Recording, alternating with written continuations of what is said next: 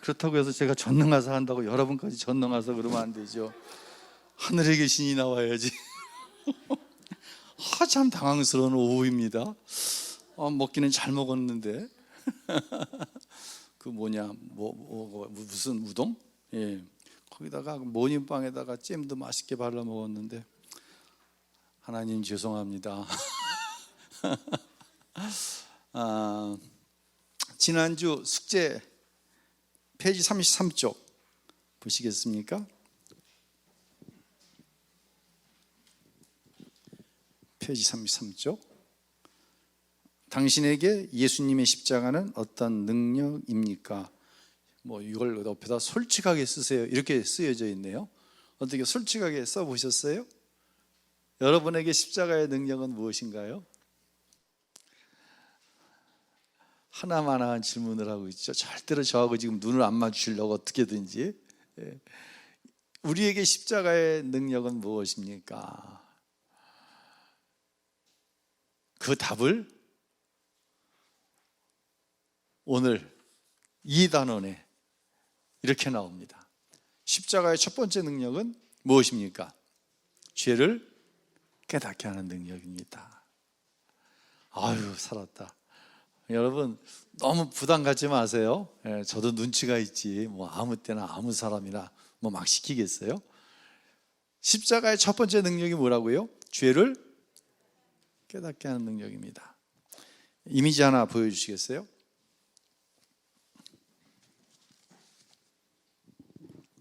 제가 이게 막 그냥 급하게 찍어갖고 어디서 많이 보던 거죠? 어디서 보던 거예요? 예? 이거 어디서 본 건지 생각나는 사람. 1층 교육관에 어린이부 맨 위에 뭐라고 써 있어요? 우신 어린이부 캠페인이다 라고 써 있어요. 여기서 캠페인이라고 하는 의미는요, 사전적인 의미는 이래요. 어떤 사회적, 정치적 목적을 이루기 위하여 대중을 상대로 조직적이고 지속적으로 행하는 운동. 자, 어린이부에서 왜 이런 캠페인을 했을까요? 왜 이런 캠페인을 했어요? 어떤 의도가 있는 거예요. 이 캠페인을, 이런 현수막을 걸어놓는 데는 어떤 목적이 있는 거예요. 그래서 어린이들로 하여금 자꾸만 보게 하는 거예요. 혹시 어린이부 캠페인 예배 전에 막 읽어요? 구호 외쳐? 막 이렇게 구호 외쳐요? 안 해요? 왜 안 해요 지금이야? 예? 솔직히 얘기해봐 부장님. 다 이루어져서 그만뒀어요? 그러면 죄송합니다. 하나 많아요? 아니 있는 그대로 효과는 있는데.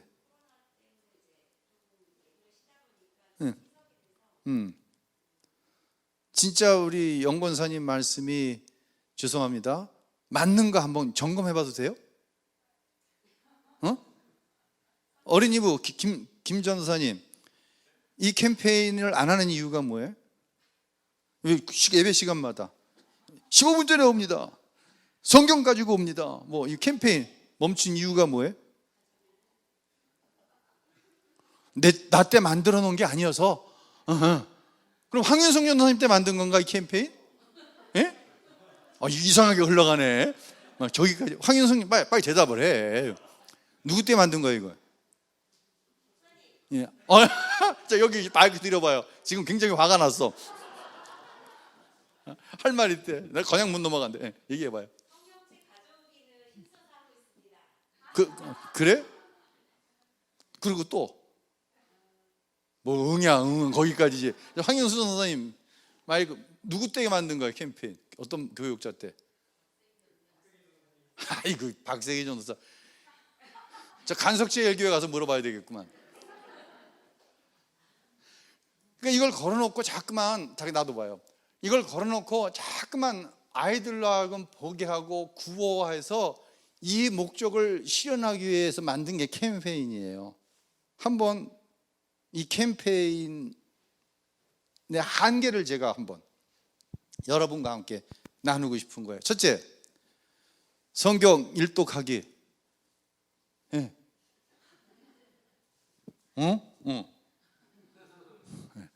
하루 기도 10분 이상 하기. 아이들이 해요? 하루 10분 이상? 도대체 박세기 전도사 때문에 문제야 이게. 내가 보기엔 한 4년은 지난 것 같아. 세 번째, 새 친구 2명 전도해서. 그럼 미어 터지지 지금 1층이. 네 번째, 11조 애들 다 해요? 한 애도 이거 안 할 거. 할 때까지 붙여놓을 거지 이거 캠페인. 옆으로 갑니다. 15분 일찍 오기. 개뿔이나. 내가 보기엔 선생님들도 15분 전에 안 온다.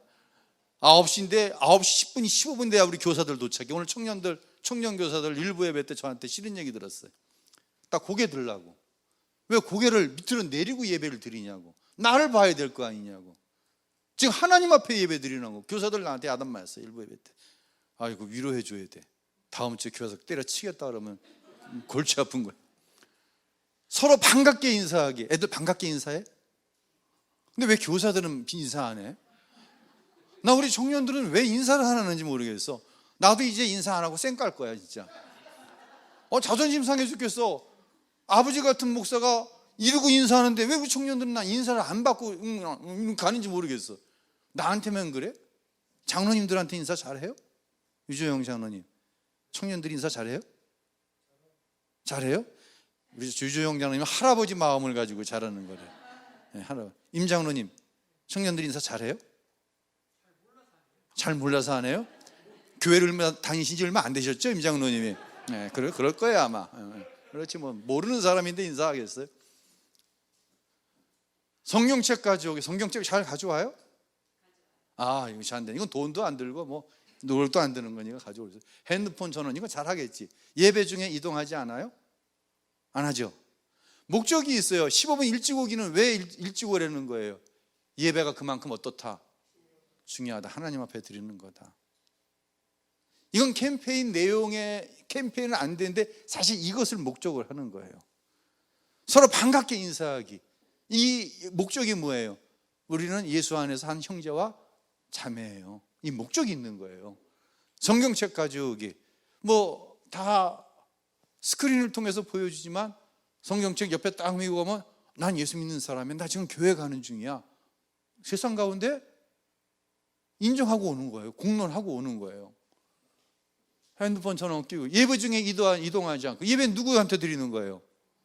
하나님 앞에 드리는데 왔다 갔다 하면서 드리면 안 되죠. 거룩하게 드려야죠. 구별되게 드려야 되죠. 이 목적이 있는 거예요 사실은. 이 캠페인 내용 안에는. 그래서 이 캠페인을 통해서 이 목적을 이루고자 한 아주 좋은 캠페인이에요. 근데 캠페인에는 한계가 있을까 없을까? 우리가 느끼고 있는 거예요 지금 이 한계. 몇 년째 이거 붙여놓고 있어요. 이제 그만 뛰어. 안 되면 뭐 하려고 계속 붙여놓고 있어. 되지도 않는 걸. 안 뛰어. 목적이 조금씩이라도 이루어지게끔. 제가 여러분에게 십자가의 능력을 말씀하시기에 앞서 이 이야기를 드리는 것은요, 다시 말씀드리지만 캠페인과 신앙은 다른 거예요. 캠페인으로 십자가의 능력 누리지 못해요. 우리가 십자가의 능력에 대해서 얼마나 오랜 시간, 정말 얼마나 오랜 시간, 얼마나 많이 들었습니까? 그런데 나에게 예수님의 십자가는 어떤 능력입니까? 쓰려고 그러니까 어때요? 좀 막연하지 않아요? 구체적으로 내가 어떤 십자가의 능력을 경험하고 있다고 딱딱 잡아 쓸 수 있는 게 있어요? 어때요? 어떠십니까? 김경미 권사님, 뭐 쓰셨어요? 십자가의 능력 내가 경험하는. 예? 숙제는 이거 잊어버렸어요. 예. 예. 그런데 이거는 바로 튀어나와야 되는 거 아닌가요? 그럼 바로 뭐라고 튀어나와요? 은혜 안에 살고 있다. 예, 맞아. 십자가에는 은혜 안에 살고 있다. 이주혜 주사님 나랑 눈 좀 마주쳐 제발. 뭐라고 썼어요? 하나님의 능력 점점점점. 알아서 들으라 이거구만.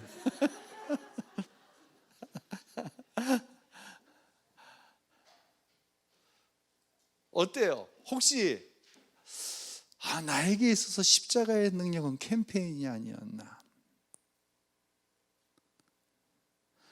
분명히 뭐가 있고 신앙생활에 기독교 신앙의 중심에 십자가의 능력이 있어서 성경에도 십자가의 능력, 목사님 설교에도 십자가의 능력, 말씀 묵상에도 십자가의 능력이 나오는데 과연 나에게 이게 캠페인이었나? 신앙의 고백이었나? 살펴보라는 거예요. 아이들이요, 부모님과 대화하는 걸 좋아해요? 친구들과 이야기 나누는 걸 좋아해요? 왜 그래요? 편하니까. 왜 편해요? 공감해 주니까. 다 나온 거예요 지금. 부모는 공감해 주지 않고 부모는 무슨 말만 해? 옳은 말만 해. 옳은 말만 하는데 그게 뭐예요? 잔소리야. 왜? 이게 하향적이거든. 일방적으로 위에서 아래로 이야기하는 거예요. 부모는 사랑으로 얘기한다는데 자식은 일방적인. 요즘 세대는 디지털 쌍방향인데 이건 완전히 아날로그거든. 여러분, 우리가 지금까지 경험한 설교, 또 예배, 성경 공부와 제자 양육의 차이점은 뭐예요? 설교는 일방적이에요. 성령이라고 하는 것이, 성령 하나님이 교통하신다고 하지만 이것이 전체 회중에게 있어서 해당되지 않는다는 거예요.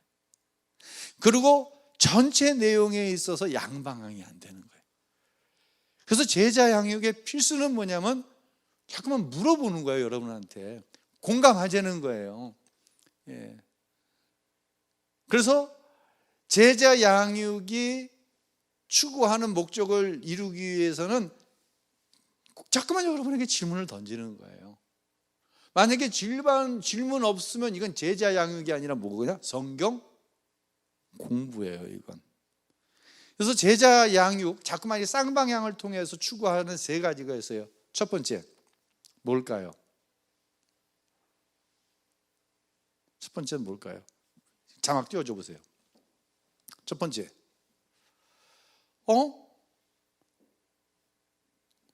십자가의 능력에 대해서 솔직하게 쓰라고 그러는데 분명히 내가 십자가의 능력을 믿는데 이게 바로 튀어나오질 않네? 그럼 나만 그런 게 아니네 이게? 점점점 이래네? 점점점. 분명히 있는데 뭐가 나만 그런 게 아니네? 두 번째, 내가 조립하지 않은 대답을 누군가가 하는 거예요. 지금 굉장히 많은 얘기들을 했어요. 왜 자녀들이 부모하고 대화하기를 꺼려하지? 난 우리 애들만 그런 줄 알았어. 근데 보니까 여러분 자녀들 다 그러네. 근데 그 이유가 뭘까? 그랬더니 아이들하고 얘기하는 건 편한데 부모하고 얘기하는 건 편하지 않아. 부모는 옳은 소리를 하는데 무슨 소리로 들어? 잔소리로 듣는 거야. 우리 아이만 그러지 않은데 다른 사람도 그러네? 여기서부터 마음에 뭐가 와요? 편안함이 오는 거예요. 독립의식이 오는 거예요. 동질감이 느껴지는 거예요. 세 번째, 이 문제를 끌어안고 함께 중보하며 기도하기 시작하는 거예요.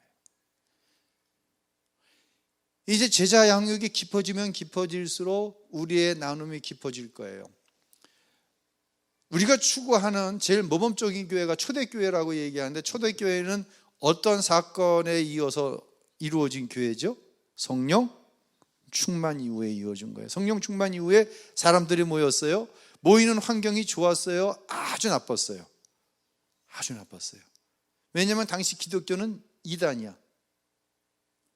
예수는 이단자이기 때문에 처형이 된 거야. 이단의 괴수이기 때문에 아주 나쁜 거야, 환경이. 근데 사람들이 모여들었어요. 캠페인으로. 아니, 무슨 능력이 그들에게 임했어? 십자가의 능력이 임한 거야. 그러니까 모여서 마음만 나누는 것이 아니라 소유가 많은 사람은 많은 걸 가져오고 그 많은 걸 가지고 같이 나누는 거예요. 그리고 전혀 기도하기를 힘쓸 때 사도들에게 무엇이 나타나? 사도들을 통해서 기적이 나타나는 거예요. 막 능력이 나타나는 거예요. 이 모습을 기독교인들을 이단시하면서 손가락질하던 사람들이 이 모습을 보는 거예요. 그리고 날마다 모이는 수가 어떻게 지는 거예요? 더해지는 거예요. 이게 초대교회의 부흥이었어요. 사랑하는 성도 여러분, 함께 공감하기를 원하는 것이 아니라요, 공감하는 것은, 신앙은 절대로 뭐가 아니다? 캠페인이 아니다. 캠페인은 필요합니다. 성경 갖고 와라, 15분 전에 와라, 핸드폰 꺼라, 11조 해라, 1년에 성경 일독해라, 필요합니다. 근데 이것으로 인해서 변화되어지는 데는 분명히 뭐가 있다? 한계가 있다. 분명한 것은 십자가의 능력은 나를 변화시켜요, 안 변화시켜요? 변화? 이거 인정하시나요? 누구를 볼 때? 나를 볼 때. 뭐라고 잘 정돈해서 정리해서 이야기는 잘 안 되지만 분명히 십자가의 능력을 통해서 나는 어떻게 됐습니다? 변했습니다. 나는 구원 받았습니다. 여전히 자라나고 있습니다. 이 이야기를 드리고 싶은 거예요. 자, 그러니까 물어보는 거 부담 갖지 마시고요. 좀 제가 캠페인적인 거 얘기하려면은 수도 없는 이야기들을 끌어오겠지만 우리 안의 이야기를 가지고 와야 우리가 공감하고 서로의 문제를 내어놓고 끌어안을 수 있다고 하는 것, 자, 염두에 두고 한번 오늘도 읽도록 하겠습니다. 제 눈이 바빠. 누구한테 읽으라고 그러나. 자, 마이크를 우리 시우에게 한번 주세요. 정시우 목사님 좀 도와줘라. 그래. 자, 시우에게 주고 예수님의 십자가는부터 읽는 거야. 자, 읽겠습니다.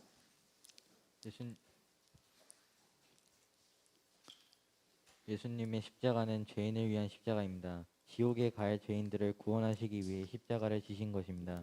내가 지옥에 갈 죄인이라는 사실을 깨닫게 해주는 것이 바로 십자가의 능력입니다. 이것을 깨닫는 것이 얼마나 큰 능력인지 모릅니다. 이 사실을 알고 나면 하나님과의 관계뿐만 아니라 다른 사람과 관계도 달라집니다. 당신은 자신이 죄인이라는 사실을 알고 있습니까? 많은 그리스도인이 죄인임을 고백하지만 자신이 얼마나 큰 죄인인지 제대로 깨달은 사람은 많지 않습니다. 상투적인 표현으로 말할 수 없는 죄인을 용서해 주옵소서라고 기도하지만 실제로는 자신이 얼마나 큰 죄인인지 알지 못합니다. 다윗은 밧세바를 간음하고 그 죄를 숨기려고 우리아를 죽였습니다. 그러나 그는 자신이 저지른 일이 하나님 앞에서 얼마나 큰 죄인 줄을 깨닫지 못했습니다. 나단 선지자가 소와 양을 많이 가지고 있는 부자가 가난한 사람의 양 한 마리를 빼앗아서 손님을 대접했다는 이야기를 들려주었을 때 다윗이 얼마나 분노했습니까? 다윗은 그 부자를 향하여 이 일을 행한 그 사람은 마땅히 죽을지라고 말했습니다. 그러나 사실 그 말은 다윗에게 해당되는 말이었습니다. 다른 사람의 죄에 대해서는 죽어 마땅하다고 생각하겠지만 정작 자신이 그런 죄인이라는 사실을 깨닫지 못했던 것입니다. 다윗의 모습이 바로 우리의 모습입니다. 자, 십자가는 첫 번째 누구의 죄를 보는 거예요? 누구의 죄? 나의 죄를 보는 것이죠. 자, 질문입니다. 누가복음 5장 8절에서 예수님 말씀대로 해서 엄청 많은 물고기를 잡은 베드로의 고백은 무엇이었죠? 나를 어떻게 하소서? 떠나소서라고 말씀하셨습니다. 베드로가 무슨 죄를 그렇게 지었어요? 흔히 그런 얘기 하잖아요. 베드로의 직업이 뭐죠? 뭐 물고기 잡아서 생계를 이어가는 베드로가 죄를 지었으면 뭐 얼마나 커다란 죄를 지었겠습니까? 그런데 예수님의 엄청난 기적을 봤어요. 자, 그 이후의 일에 대해서 우리 오재균 안수 집사님 한번 읽어주세요. 마이크 다 갑니다. 예. 제가 안 갖고 왔어요? 예. 읽어보세요. 베드로는부터. 베드로는 엄청 많은 고기를 잡고 난 후 크게 기뻐하기보다는 오히려 자신이 죄인이라고 고백했습니다. 어떻게 이런 일이 일어났습니까? 베드로가 갑자기 큰 죄를 지었기 때문이 아닙니다. 그는 예수님 말씀을 통해 기적이 일어나는 것을 보는 순간 영의 눈이 열렸습니다. 영안이 열리고 예수님께서 그리스도이심을 발견하는 순간 자신이 죄인이라는 사실을 깨닫게 된 것입니다. 자신의 죄를 깨닫는 순간 주여 나를 떠나소서라고 고백할 수밖에 없었지만 그날 이후 베드로는 모든 것을 다 버리고 예수님을 따르는 제자가 되었습니다. 예수님은 십자가에 못 박았던 사람들은 자기들이 하는 일을 얼마나 큰 죄를 짓는 일인지 알지 못했습니다. 예수님께서 부활하시고 승천하신 후 약속하신 대로 오순절에 성령께서 강림하셨습니다. 성령의 충만함을 받은 베드로는 예수님을 십자가에 못 박은 사람들을 향해 이렇게 외쳤습니다. 우리 함께 읽겠습니다. 너희가 십자가에 못 박은 이 예수를 하나님이 주와 그리스도가 되게 하셨느니라. 자, 우리가 여기서 좀 끊어놓고 생각해야 될 것은 뭐냐면 베드로가 예수님을 찾아갔습니까? 아니면 예상하지 않은 시간 전혀 예고 없이 예수님이 찾아오셨나요? 전혀 예고 없이 예수님이 찾아오셨어요. 그리고 전혀 예상하지 못했던 기적을 경험하게 됩니다. 그 기적으로 인해서 베드로가 막 기뻐한 게 아니라 그 기적을 통해서 베드로는 누구를 만나는 거예요? 그리스도, 예수가 그리스도 되심을, 자신의 주인이심을 영의 눈이 열려서 보게 된 거예요. 영의 눈이 열어 예수님을 보는 순간 자기가 무엇임을 깨닫게 된 거예요. 죄인임을 깨닫게 된 거예요. 이건 캠페인으로 이루어진 것이 아니라 예수님을 어떻게 함으로, 인격적으로 만남을 통해서 이루어진 거예요. 자, 우리가 여기서 이제는 한 가지 숙제를 풀고 넘어갑니다. 그러면 베드로가 예수님을 인격적으로 만나서 나는 죄인입니다, 나를 떠나세요, 그걸로 끝난 게 아니라 그물과 배를 버려두고 누구를 전적으로 쫓았어요? 예수님을 전적으로 쫓았어요. 그러면 그 이후로부터 베드로의 삶이 매우 신앙적이었습니까? 신앙적인 부분도 있었지만 많은 실패도 경험합니까? 그 모습 속에 누구를 봅니까? 나를 보는 거죠. 지난번 이양섭 장로님 말씀하셨어요. 그럴 때도 있고 아닐 때도 있다. 이게 누구의 모습이에요 지금? 베드로의 모습인 거예요. 나의 모습인 거예요. 인생에는 뭐가 있다고 그랬어요? 목마름이 있다고 그랬어요. 베드로는 제자들과 끊임없이 예수님이 십자가에 죽으실 것을 말씀하시는 그 순간에 뭐 했어요? 우리 중에 누가 크냐? 아니, 예수님을 인격적으로 만나고 자신의 죄인됨을 고백했어요. 저와 여러분의 얘기로 말하면 십자가의 능력을 경험했어요. 그리고 내 죄를 보았어요. 그런데 여전히 삶 속에 베드로와 제자들이 누가 크냐고 쓸데없는 것을 가지고 경쟁하는 것처럼 우리도 삶 속에 이것은 신앙이 아닌데 스스로 볼 때 모순적인 부분을 발견한단 말이에요. 여러분도 그러신가요? 이양섭 장로님만 하면 감사합니다. 장로님 늘 함께 해주셔서 모순을 발견하는 거예요. 이게 우리를 힘들게 하는 거예요. 여러분도 이것 때문에 힘들어요? 시우야, 너 이것 때문에 힘드냐? 너 예수님 믿지? 그런데 생활 속에서 내가 예수님 믿지 않는 사람과 같은 행동을 해. 그럴 때 없냐? 오래 생각하는 거 보니까 없나 보네. 정말 훌륭해. 훌륭한 거죠.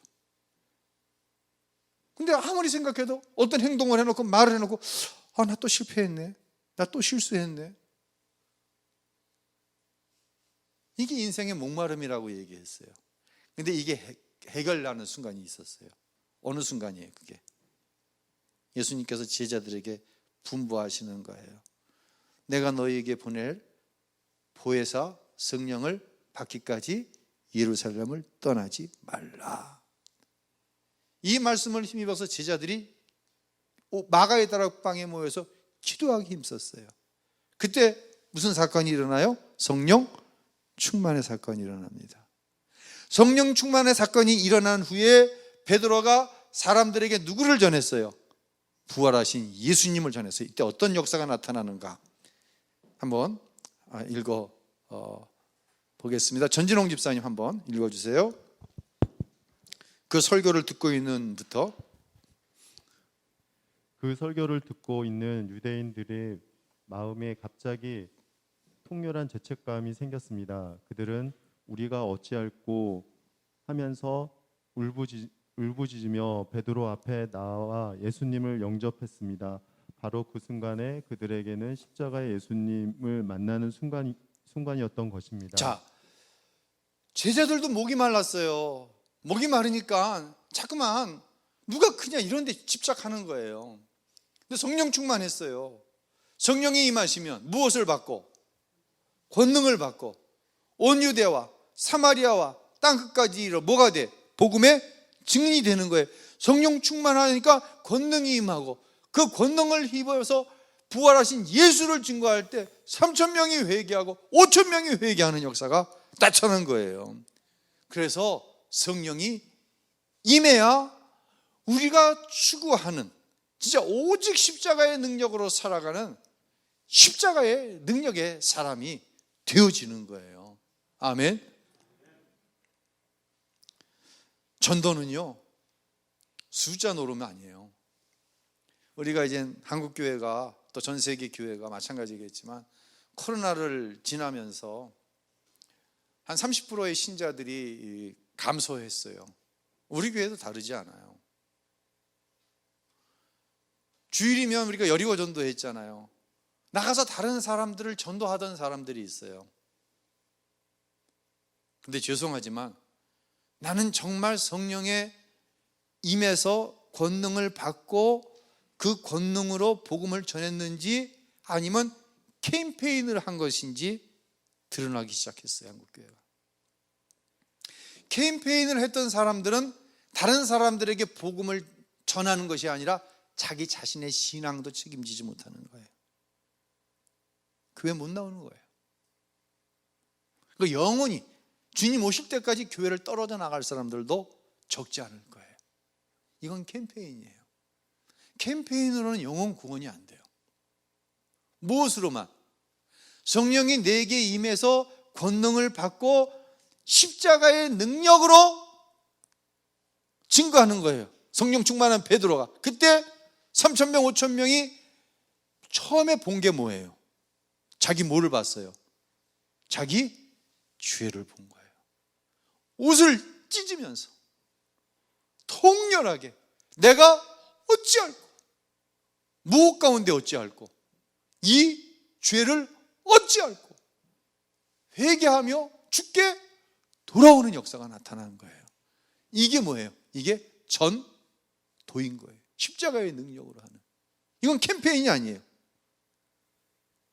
자, 계속해서 전진홍 집사님 18세기 미국의 대부흥부터 읽어주시겠습니까? 18세기 미국의 대부흥이 일어났습니다. 이 부흥의 불길은 조나단 에드워즈 목사의 설교에서 시작되었습니다. 어느 주일날 에드워즈 목사는 진노한 하나님의 손에 붙들린 죄인들이란 제목의 설교를 준비하고 주일 예배 때 설교 원고를 읽었습니다. 그런데 설교를 듣는 사람들이 저마다 통에 자복하기 시작했습니다. 1600년대, 1700년대 미국 사람들이 우리보다 더 죄를 많이 지었을까요? 아닙니다. 그들은 말씀을 통하여 다가오시는 빛 대신 주님을 만났던 것입니다. 그리고 죄를 깨닫는 결과를 가져왔습니다. 그들은 그 죄를 그 밤에 해결하지 않고는 잠을 이룰 수 없었습니다. 부흥은 그렇게 왔습니다. 십자가의 예수님을 인격적으로 만나야 자신의 죄를 깨달을 수 있습니다. 자신의 죄를 깨닫는 것이 거듭남의 시작이며 제자됨의 시작입니다. 자신이 어떤 죄인인지를 깨닫는 것이 십자가의 능력을 아는 것입니다. 자, 마라톤이 몇 킬로죠? 42.195km. 마라톤 선수는 처음부터 출발을 해야 돼요. 그래서 42.195km를 다 뛰어야 돼요. 근데 누군가가 20km 시점에서 툭 튀어나왔어. 근데 이 사람이 3등을 했어. 그러면 이 사람은 마라톤을 뛴 거예요? 안 뛴 거예요? 뛰긴 뛰었는데 인정받을 수가 없는 것이에요. 오늘 이 교재에 보면 이런 표현이 있어요. 자신의 죄를 깨닫는 것이 거듭남의 뭐다? 시작이고, 제자담의 뭐다? 시작이다. 스타트예요. 사도 바울이 이런 고백을 했어요. 내가 달려갈 길을 다 마치고 라는 표현을 했습니다. 달려갈 길을 다 마친 것은 마쳤는데 그 출발점은 어디예요? 사도 바울의 부활하신 예수님을 만남으로 자기가 뭐라는 사실을 깨달은 거예요. 죄인이라는 사실을, 그 시작점이에요. 바울이 왜 죄인이에요? 바울이 얼마나 종교적으로 율법적으로 열심히 있는데, 네, 바울은 달려갈 길을 다 마쳤는데 시작점은 자신이 죄인이라는 사실을 본 거예요. 아까 예배 시간에 41%의 크리스찬이 국회에 있다라는 얘기를 했습니다. 그런데 왜 십자가의 능력이 그들을 통해 나타나지 않을까요? 빌리 그레함 목사님이 그런 말씀하셨다고 그랬어요. 복음은 교회 밖에만 필요한 줄 알았는데 보니 복음이 어디에 필요하더라? 교회 안에 필요하더라. 왜? 복음을 통해서 십자가의 능력으로 거듭나는 역사를 경험하는데 거듭나지 못한 교인이 교회 안에 많다는 얘기예요.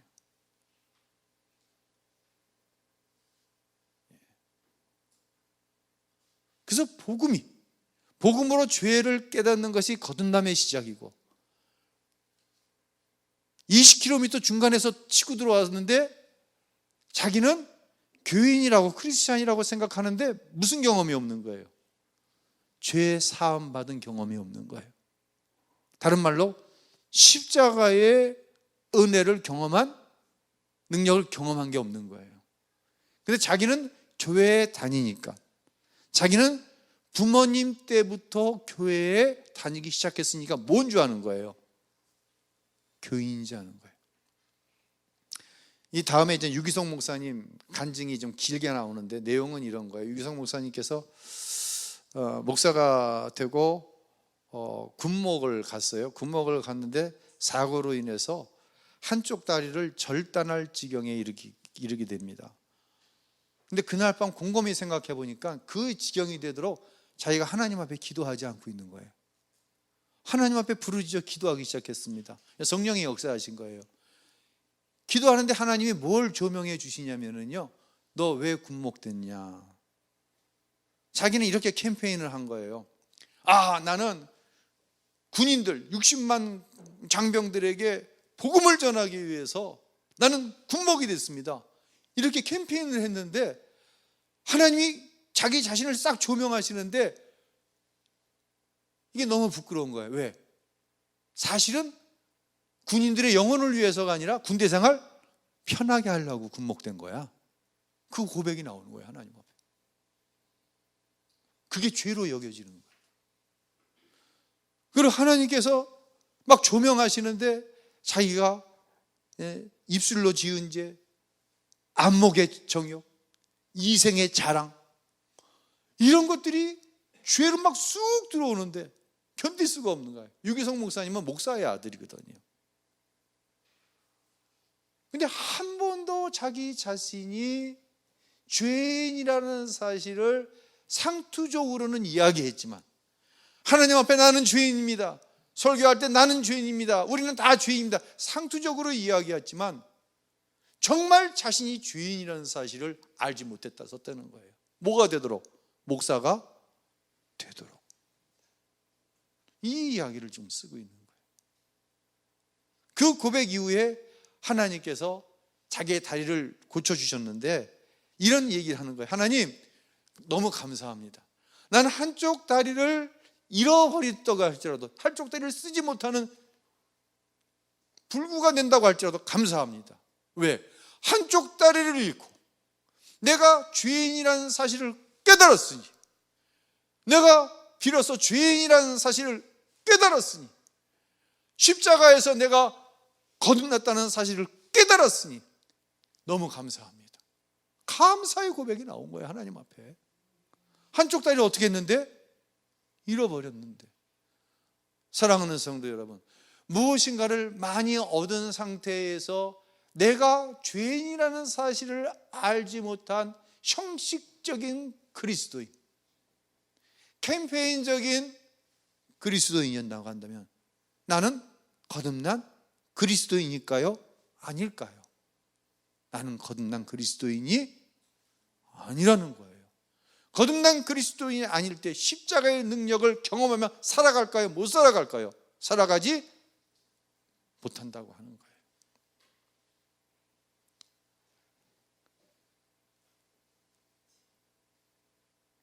자, 이 사실을 간증하면서 이제 그 간증이 이제 제가 짤막하게 요약해 드렸고요.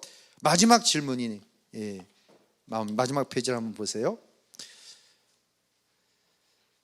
이제 다 같이 한번 읽어볼까요? 시작. 당신은 지옥에 갈 죄인이라는 사실을 깨달았습니까? 그때가 언제였습니까?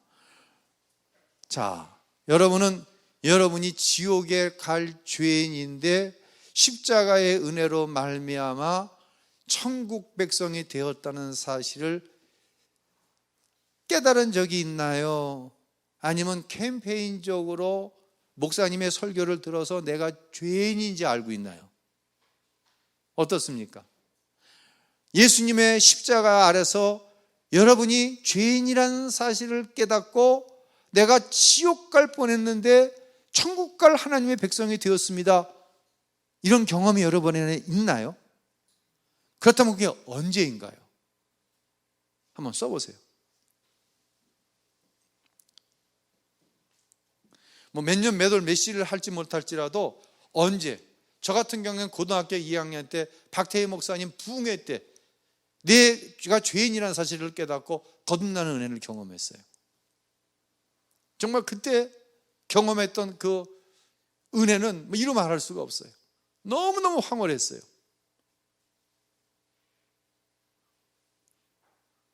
한번 써보세요. 자, 시간이 길게 걸릴 일이 아니죠? 자, 멈춥니다. 언제입니까? 최경희 권사님, 언제? 예. 오후 예배 때 세대들 받았거든요. 예. 그때 세대 받으면서 나 같은 죄인이 이렇게 하나님 앞에 큰 은혜를 받아도 되는가 하면서 그때 막 너무 저 은혜 받았고 그때서부터 더 열심히 했던 것 같아요. 예, 그래요. 예. 더 이상 안 시킬게요. 자, 제가 질문을 한번 할게요. 여러분, 지옥이 있다는 사실을 믿으시나요?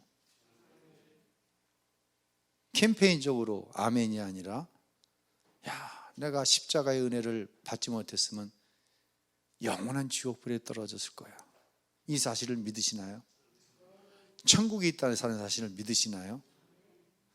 대단히 죄송한 얘기지만 지옥 얘기하고 천국 얘기하면 귀를 닫아버리는 교인들 많습니다. 왜요? 관심은 뭐니까? 이 땅에서 예수 믿고 잘 먹고 잘 사는 거지만. 유기성 목사님은 그런 얘기 하시는 거예요. 내 다리가 잘라져도 감사합니다.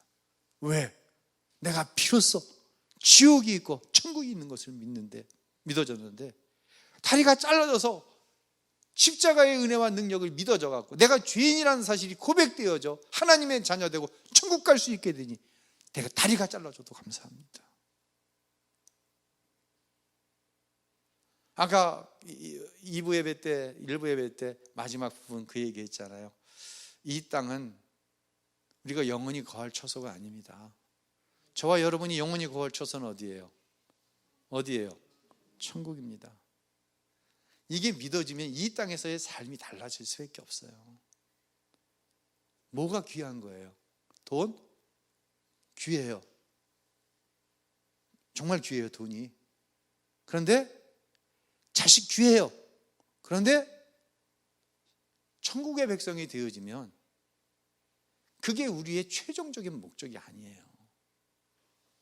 그거는 가져갈 수 있는 게 아니에요.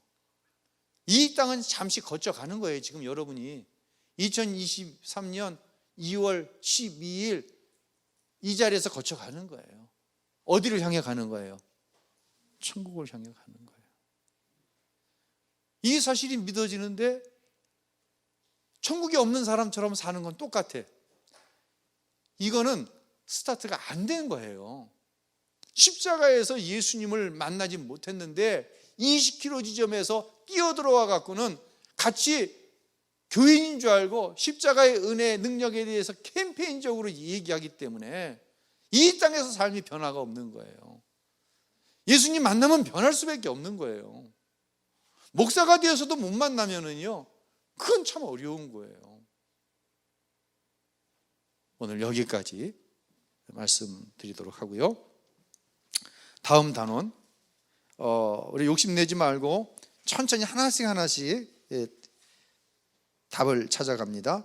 다음 단원이 남을 정죄할 자격이 없다. 한번 읽어오시면 도움이 될 겁니다. 찬양하겠습니다.